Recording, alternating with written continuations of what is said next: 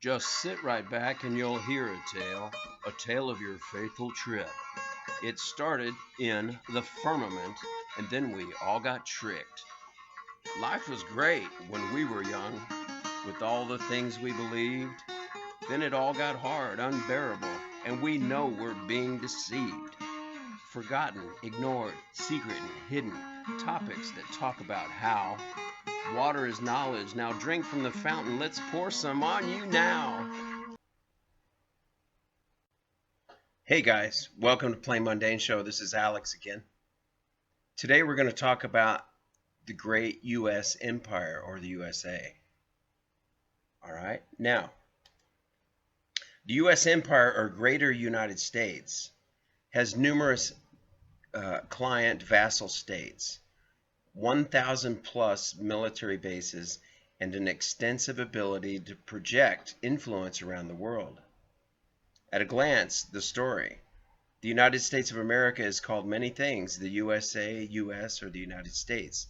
Yet, in actuality, it is an empire with client vassal states and 1,000 plus military bases worldwide. The implications. Why don't we call it the U.S. Empire, or Greater United States? How has the U.S. Empire concealed its power, influence, and reach? Is its propaganda so powerful that many fail to even realize that the U.S. is an empire? U.S. empire is not a term you will commonly hear when people refer to the United States of America, nor is the Greater United States, American empire, or even just empire. There's something of a taboo quality to using the word empire to refer to the U.S. Yet, that is precisely what it is. With numerous territories and land acquisitions, around 1,000 plus military bases worldwide, and the ability to project its power and influence and coerce foreign territories and nations, the USA is the biggest empire the world has ever known. Countless foreign nations, victims of U.S. aggression and invasion, have denounced the U.S. for its imperialism. A word with the same etymological root as empire, same root. So, why is it so strange to describe it as the U.S. Empire? USA from republic to empire. It is a telling example that the American experiment in self-governance has turned out like this. What began as an attempt to set up one of the most limited, constrained, and decentralized governments ever has transmogrified into a sprawling empire whose breadth, power, and influence is unprecedented in world history. Those who believe humanity should run society without government, anarchists, based only on voluntary cooperation, voluntarists, point to the results of the American experiment as proof that government by its very nature grows out of control. The results, they say, show no matter what limits you attempt to put on government, they can always be undone because politicians can simply change laws and find a way to bypass constitutions. What did I lose there?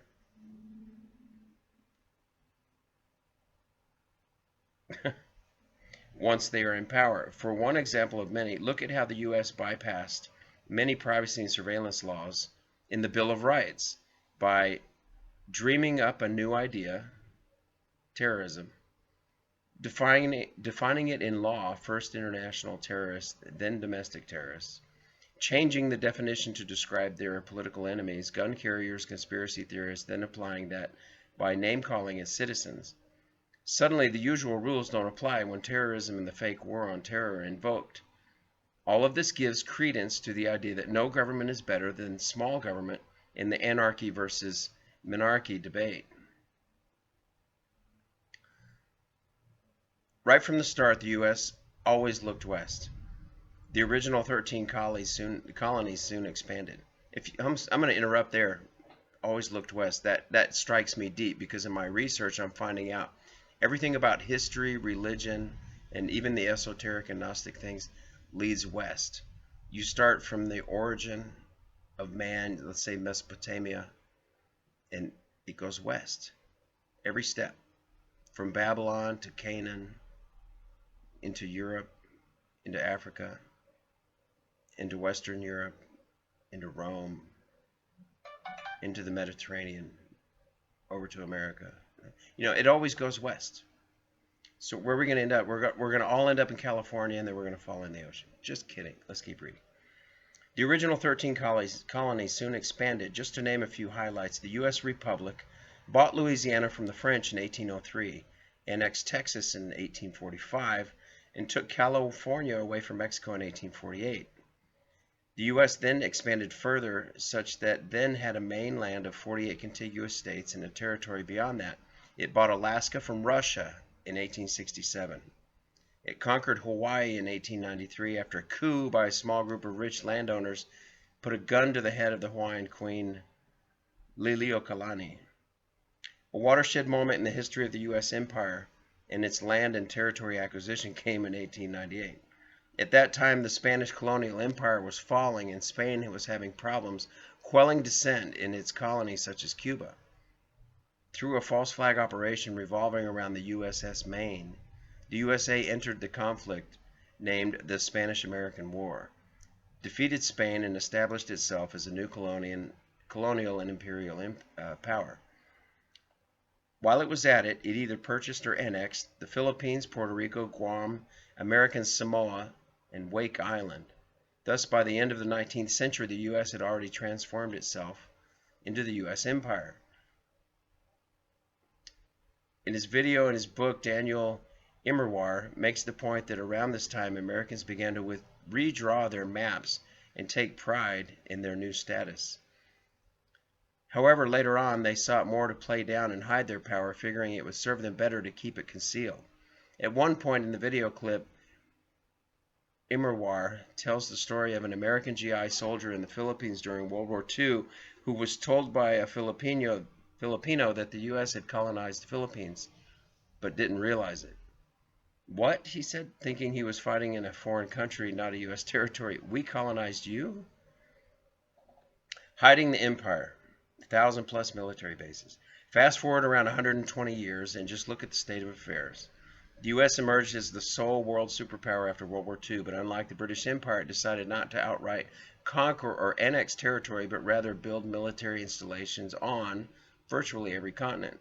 The U.S. hides the official number of its military bases so as to conceal the true extent of its imperial reach. However, based on the research of people like Chalmers Johnson and Nick Turse, we know that it is at least 1,000 bases, and quite probably more. Johnson died in 2010, but in a talk now removed from YouTube claims that in 2004 the Pentagon's official number was 725, as published in the Base Structure Report. However, he acknowledged that the Pentagon disguised many of its bases and had 300+ unacknowledged ones. Turse has written many articles and books on the topic of U.S. military bases, including his 2019 one, Bases Everywhere Except in the Pentagon's Report. Officially, the Department of Defense maintains 4,775 sites, spread across all 50 states, 8 U.S. territories, and 45 foreign countries. A total of 514 of these outposts are located overseas, according to the Pentagon's worldwide property portfolio. Just to start down a long list, these include bases on the Indian Ocean island of Diego Garcia, in Djibouti on the Horn of Africa, as well as in Peru and Portugal, the United Arab Emirates, and the United Kingdom. The most recent version of that portfolio, issued in early 2018, is known as the Base Structure Report, the BSR. Doesn't include any mention of Al-Tamf. I'm sorry, I'm thinking of one time I walked accidentally onto an Air Force base in Puerto Rico after trying to get back to my hotel from a bar. Random stuff pops in my head. Or for that matter, any other base in Syria or Iraq or Afghanistan or Niger or Tunisia or Cameroon or Somalia, or any number of locales where such military outposts are known to exist, and even, unlike in Syria, to be expanding. To put this number in perspective, the emerging rivals to the U.S. empire have barely any foreign military bases. Russia has 21, according to the source. China has 2. Let me tell you that story in Puerto Rico. I was in downtown Old San Juan, Viejo San Juan. There's a military base at the port near where the cruise ships come in. And there's one street that you go down. If you go down it, there's no right or left turns, and you have to go all the way down. And I saw the shore and the water, and I knew if I just went to the waterfront, and turned left, I would find my hotel. And so I kept walking. I actually walked right past a car barrier arms that came down. I thought I was just walking into a, like a gated community. Wasn't any big deal on foot. I wasn't in a car, so I just walked right around the barrier. And I walked right past the guard shack and just started walking onto this military base. This is like midnight. And this soldier came up with a gun. He was laughing. He goes, "Hey, buddy." He goes, "Where are you going?" And I said, "I'm trying to get back to the blank blank hotel." And he said, "You took a wrong turn." He said, "You're on a military base." He goes, "You need to turn around and go back like 3 blocks and make a left earlier and go that way. You can't come down this street. It's a dead end." Who would do that? Me. Anyway, so look at this picture. Yankee go home. I would bet this is in Argentina. I told you I was a missionary in Argentina in the beginning of '84, right after the Dirty War and right after the military coup in the Falklands and the debacle with England. And under Reagan, the United States helped England and gave them like military heated underwear and radar and communication support. So the Argentines did not like us. And when I arrived there, they hated me and they called me a Yankee. And I'm like, "I'm not a Yankee. I'm from the South." And the Argentines had to tell me, it doesn't matter where you think you live within the United States. You're a Yankee here to us, and you're not welcome. And we had someone that, when it was announced that the Argentine War was lost against Britain, because they thought they were winning the whole time in their prensa, in their publications, in their journals. And when suddenly it was over and they lost, they were just, "Oh, how could it be?" Because they had sunk a British battleship and they were winning. Anyway, this guy went out and he beat up 2 Mormon missionaries. So I went to this town. This was in Santiago del Estero in La Banda, Argentina, in La Banda. And our landlady there, she said, "The missionaries here a few months ago, they got beat up by this guy right after we lost the war." And I said, "We've heard about him." And then we met a guy who wanted to be baptized, who became the organ player at church, and he introduced us to his brother Luchi, which luchar means to fight in Spanish. The guy's name was Luchi, so his name was Fight. And when I shook his hand and he introduced me, he said, "I'm the guy that beat up 2 missionaries the day we found out we lost the war." And I said, "Really?" I said, "Why'd you do that? They didn't have anything to do with it." Anyway, Luchi, that's another story, another video. My, the things that happen in your life and the people you meet. And here I am today in 2019 looking at this sign with these colors of blue. I swear that's in Argentina. I can't tell, but it almost makes me want to cry because I got told and yelled at with hatred, seething hatred. Yankee go home, walking in the streets all the time. The rulers of the United States, Inc. have done a very good job of concealing the power and reach of the U.S. empire. Through domestic propaganda, they have obscured the reality of the empire such that not many Americans make the connection. They have also avoided colonizing too many weaker nations instead of preferring to project power without actually annexing land. This is achieved through economic warfare, such as forcing smaller nations to buy U.S. products, or the infamous use of sanctions as accelerated by Trump against nations like Venezuela and Iran. Then there is, I've been a lot in Venezuela. I've been all over Venezuela, just about every department, every area.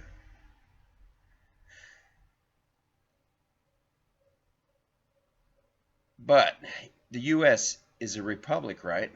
Some people at this point may say, well, the U.S. may be an empire, but in its form of government, it's still a constitutional republic. Therefore, the U.S. is a republic. Yes, the U.S. is a republic in the sense that it has highly controlled elections where selected individuals ascend to power. However, despite this form of governance, the U.S. still behaves as an imperial bully, aggressor, and invader to nations outside of it. That behavior is what defines it as an empire. In this context, the word republic means nothing. Have you noticed the irony which nations around the world use the word republic in their official country titles? Both of the communist totalitarian nations of China and North Korea are republics, since they are called People's Republic of China and Democratic People's Republic of Korea, respectively. Never mind the censorship and control via social credit. In the so-called Free West, in the Federal Republic of Germany, if you investigate the truth about the Holocaust, you can be fined or imprisoned. In the French Republic, people are so taxed to the hilt they've donned yellow vests to spark a worldwide protest movement. Republic means a state in which supreme power is held by the people and their elected representatives. Do you really think the people hold the supreme power in the US, China, North Korea, Germany, and France? Conclusion: words have power. Propagandists and magicians alike know this, since they know words help mold perception and create reality. This is why you spell words, since uttered words are like magic spell. The power of the U.S. empire lies in its narrative control and perception control. Whoever controls words controls narrative. Whoever controls narrative controls perception. It's a simple formula. Orwell's great work in 1984 showed that what can come from the word control. The question we must ask ourselves here is, why is it so strange, uncomfortable, and unfamiliar to call a spade, and to admit internally to ourselves and externally to others that the USA is an empire? Surely this uncomfortability itself is evidence of the magic of the word control and propaganda. We're so programmed and conditioned with the ideas of USA freedom and democracy that we can't fathom the idea of a U.S. empire. If so, then it is more crucial than ever that people begin to use terms like U.S. empire or greater United States to take a small yet bold step of breaking the conditioning that holds them in chains. There's a map of the U.S. Basically, it's showing all of these territories and islands in the Pacific, in the Caribbean, in Alaska, about South America. It's not going that far. They're all American possessions. So what do you think, folks? Yankee, go home. Do you think we're appreciated in other countries? In 84 and 85, when I was in Argentina, I used to tell people ignorantly how wonderful my country was, and I would look at theirs all run down, and I would think, I come from the first world. You guys should improve this. You should get carpets and air conditioning. I actually don't want carpets anymore in my house. I want to get rid of all the carpets and have floors without carpet.